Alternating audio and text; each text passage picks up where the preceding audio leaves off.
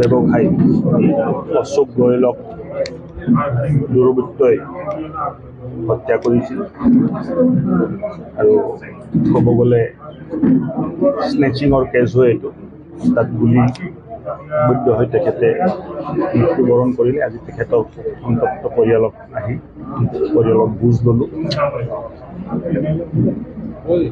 এই ঘটনাত মুখ্যমন্ত্ৰী ডাঙৰীয়া উদ্বিগ্ন হৈ আছে।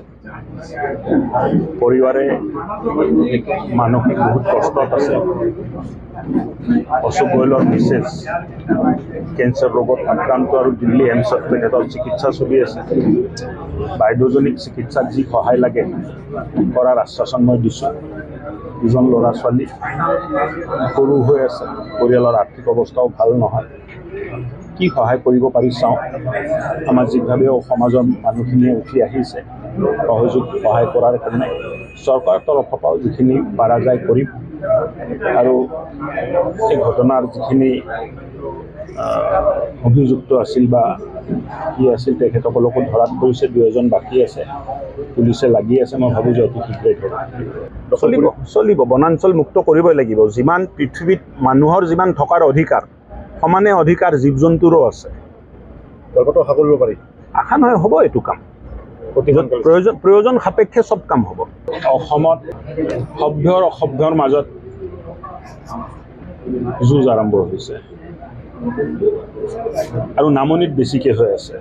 মোৰো সমষ্টিত 4টাকে আৰু ঘৰখন হৈছে, নহ'লে ঘৰখন কৰাৰ চেষ্টা কৰা হৈছে।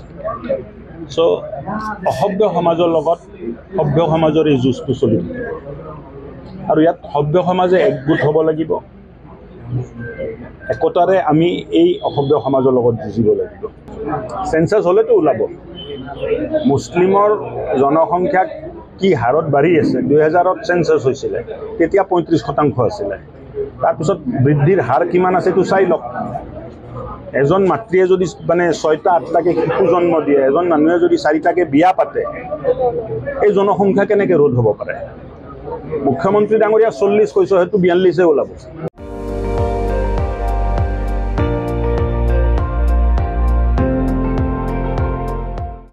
আপুনি চাই আছে ND24, সৰ্বশ্ৰেষ্ঠ নহয় সৰ্বোত্তমৰ দৌৰ।